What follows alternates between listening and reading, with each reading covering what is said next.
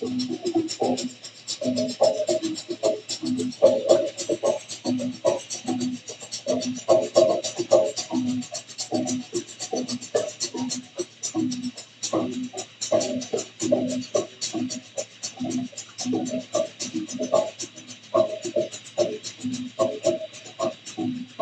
their state and not present the question in an aggressive way. I think all of the above, I'm sensitive to it myself, so I don't think it's been too difficult, but we can all make missteps. So mental health is, because of COVID, something I had to judge. And for example, I had students who skipped finals. And so I asked them, well, do you have, because it's the finals, I can't let it go during the year. But I asked for proof, so they gave me a piece of paper. 2 minutes later, they have the doctor's notice. Well, it's kind of strange. Well, they do. So I made one check and that kind of chastised me because I really don't want to be aggressive about verification. I do want to earn. I do want them to earn their work, their grade. But I also have to be sensitive to the fact that there really are difficulties that transcend all of us. So that's the nod to. Thank you so much for sharing, and I'm so happy that you mentioned that our educators play such a pivotal role in sometimes being the first responder to students on issues that they're dealing with, whether it's when they're missing homework or skipping finals. You have a clue in to understanding why that took place, and oftentimes it's because of issues related to their mental health and issues that are happening, that are transpiring, and often the professor, the educator, is the trusted person that students feel safe sharing with. And so what you raise is such an important part of how we get more people to understand mental health catalysts and who we should be talking to. So I'm happy that CUNY is offering these sensitivity or how to assess mental health issues, because we need more of that. That's the peer-to-peer approach, because you're not a counselor and you're not a social worker and you're not going to be a psychotherapist in the next 30 days, but to be able to have the guide to understanding how to de-escalate when in your case, students are experiencing something, you're able to address it in a way that can get them some short-term support. Now, I bring up mental health because just a couple of days ago, a young Bangladeshi Muslim woman from our community completed suicide. And right now, we have to grapple with what is happening within the Muslim, South Asian, Arab communities. This has been a string of suicides, and the leaders within our community who are therapists, who are psychotherapists, who are doing the trainings with certain community-based organizations are struggling to have these conversations with our communities. And so I want to use my time to call to action and call on our masjid leaders here, because most of you talked about faith being the key or the glue that supports your mental health. And I think spirituality must be a part of the conversations of mental health for us, particularly in our community. And we need to be the stewards of sharing out this information. I want to bring a first aid mental health certification into the mosques that are here. And so I make a plea to our leaders here who hosted this event tonight, that you make space for us in the mosques in this community to be able to provide the literature in our languages around how to support people who are experiencing mental health issues, the resources available to us for when a community member wants the help, which is the medical help that they need for their mental health, through a therapist that speaks their languages. And I will be fighting in the council to expand the funding that we have for public services, because many people can't afford mental health services. Sometimes health insurance does not cover enough sessions with a mental health provider. So right now, I am here because I want us to commit to taking care of our mental health, and I'm so happy that my brother, Nozrul, raised the issue that this should not be talked about as a dichotomy of good or bad. We should always be working towards having a positive mental health. We get sad, we get depressed, we get frustrated, we get angry. How we manage is the tools that we need to be humans that are thriving and doing well and doing the good work that you all are set out to do. So I hope that I can get your commitment to bring organizations like the Bengali Mental Health Movement. We have supported the next generation of Bangla-speaking therapists and social workers.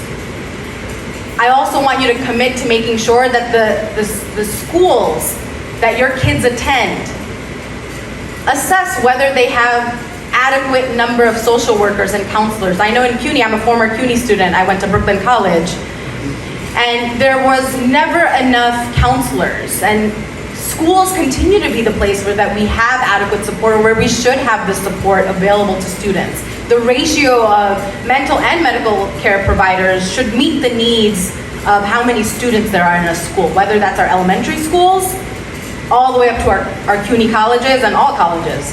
And so we are in a dire moment. This is a crisis moment where all of us have dealt with the isolation, the pain of COVID, in tandem with now seeing young women completing suicide, and the community not recognizing the life she lived and responding. I want us to respond, and so I hope that I can get your commitment to being able to go into our mosque spaces, because that is where so many of our communities are congregating, and we've got brothers here who understand the scale of the problem, and are acting themselves. So thank you so much for allowing me to speak and allowing me to use this mic to talk about Zinat Hussain, a young CUNY student. She was studying at Hunter College, Bangladeshi, from a working class family. We buried her just a few days ago. Brother Ahmed was there in our community supporting us.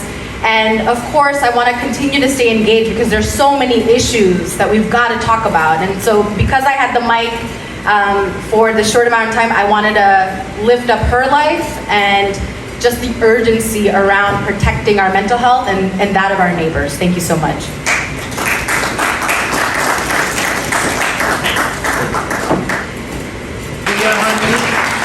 Congratulations to all of you. Now, our families put up with a lot. I like to tell the story, one of my daughters, who was in this school, but she was having her 5-year-old birthday. And I got a call from a local pastor. He said, we have a Christmas pageant tonight. 300 senior citizens are lined up outside the church. But the Con Ed has locked the church and said, we didn't pay our electric bill. They're not letting us in. They're freezing out there. Well, they had paid. I left my daughter's 5-year-old birthday party, rushed over. It took me 3 hours. So many of our neighbors here, so many. So many others lost jobs, lost their businesses. You go down one of the streets here, you see businesses closed where people have put their blood, sweat, and tears and gone, no fault of their own. The entire way of life has changed. The city council will be so much better for having someone like Shahana to help legislate and influence policy, not only to get us out of the ditch of COVID, but to make us a lot better than we were before. So it's a great thing. And one more point here, great for the community. This is amazing. The Bangladeshi community is such an amazing and vibrant and growing community here in Kensington and in all of New York. When I met Shahana,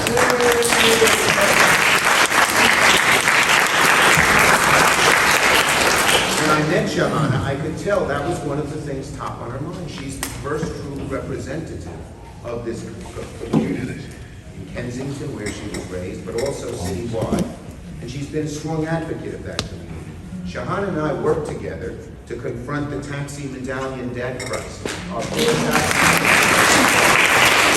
I got the millions of money, but it wouldn't have happened if the courage of this woman and a few others to actually go on a hunger strike until it got done. I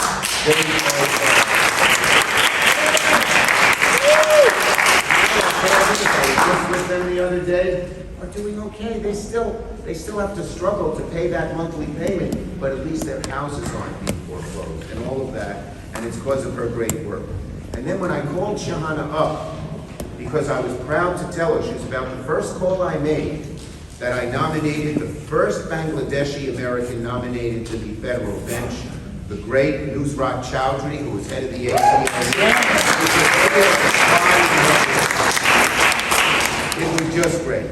So it's a great day for this 39th CD. It's a great day for the Bangladeshi community. And finally, folks, it's a great day for our country. Well, let's look at this beautiful auditorium of PS 230 this Saturday evening. It is filled with people of all different backgrounds and walks of life and philosophies and everything else. The public is participating in democracy. And second, look who we put in office. Not a scoundrel for sure. Not even someone we call, he said so, not someone who's eat tutu. We have put in one of our best. So with Benjamin Franklin, we're looking on this auditorium this morning, this afternoon, he'd smile. This is the democracy.